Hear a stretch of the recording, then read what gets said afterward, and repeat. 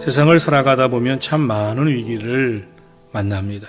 인류의 역사는 가정의 아픔과 위기의 역사라고 할 수 있습니다. 오늘은 어버이 주일을 맞이하여 가정의 위기를 극복하고 사무엘이라고 하는 걸출한 아들을 키워낸 어머니 한나에 대해서 우리가 생각하고 살펴보겠습니다.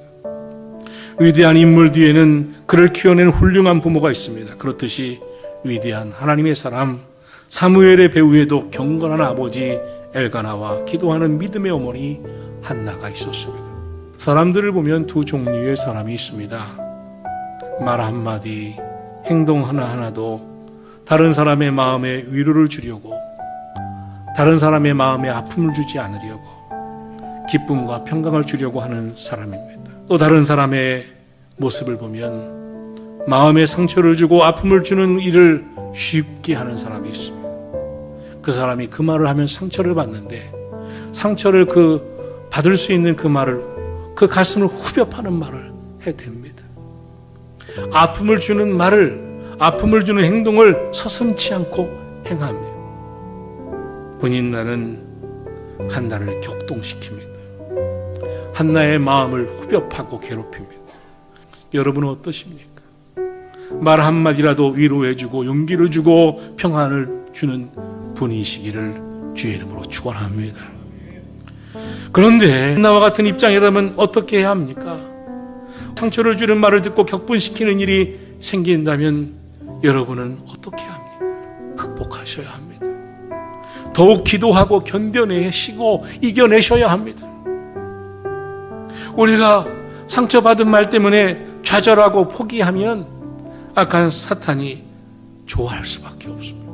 그런 그 가정의 위기 앞에서 많은 생각을 하게 됩니다. 분인나로 인해서 밥도 먹을 수 없을 정도로 슬프고 원통하고 괴로웠지만 언제까지 그렇게 있을 수는 없었습니다. 그 위기 앞에서 무엇라도 해야 했습니다. 그리하여 한나는 첫째로 성소에 올라가 진실한 기도를 드립니다.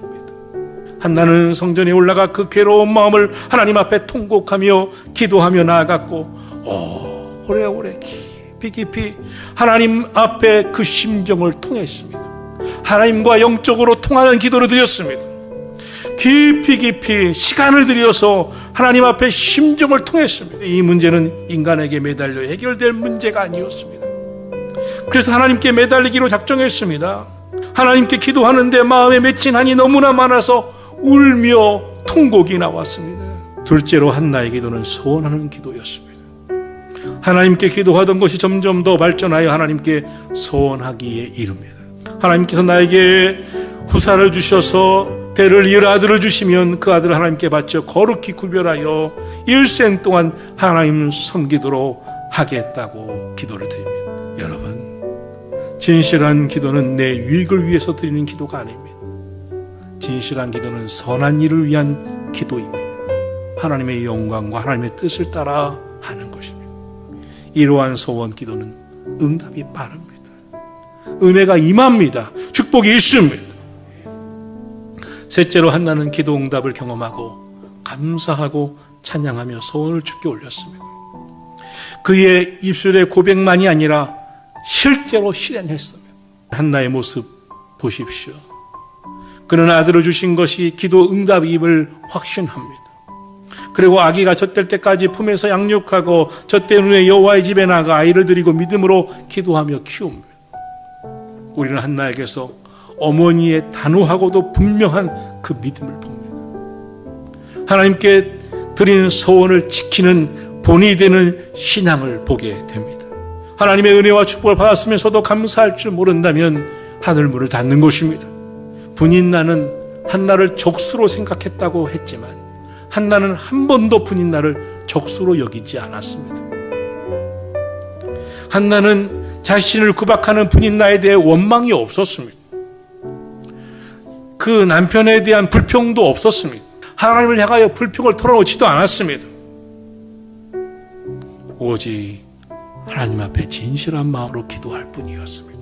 여러분, 한나와 같이 가정의 위기를 믿음으로 극복하고 기도로 극복하는 성도 여러분과 여러분의 가정이 되기를 주의 이름으로 축원합니다.